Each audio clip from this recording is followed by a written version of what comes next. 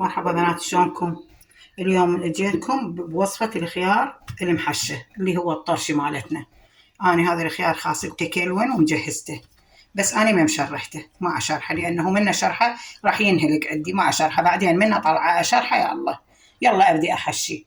هسه نصلي على محمد وآل محمد ونبدي نكبس الخيار مالتنا بهاي العلبة. هاي خاشوقتين ملح خليت نذوبه هيج، نخليه على الشيشة.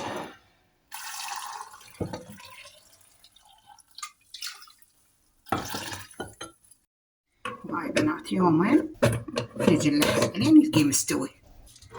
وهاي بنات الطرش مالتنا يومين صار له، وعشان لحق بس بدون ما أشرحه. هسه راح أبدي أشرح بيه، هسه أكمله كليته ونبدي نحشي.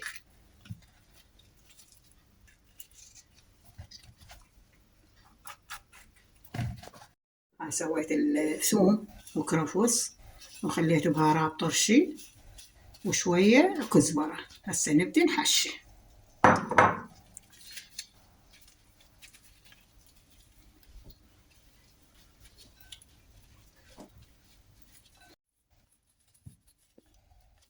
حشينا وشديته.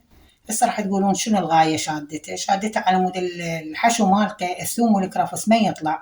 عشان بيبياتنا وامهاتنا هيك يسوون على مود ما يطلع الحشو. هذا خوص مال نخل نظيف ومغسول، انا خاسلته ومجهزته تمام. وهسه هاي راح نخليه. هاي عندي 3 قلاصات مي و3 خل خليت وخاشوقة شكر. وهاي هسه راح نخليه هنا ثوم عجم.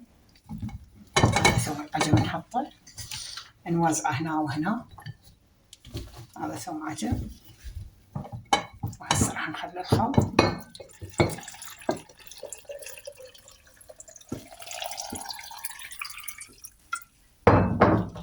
هسه هاي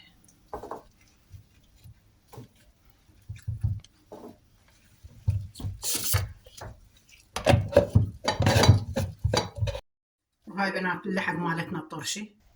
شوفوا شلون لاحق الخيار، يومين صار له من سويته، لحق وصار يعني مستوي. وهسه جاهز للأكل. إذا عجبكم الطرشي لا تنسوني باللايك والاشتراك، وسهمكم العافية.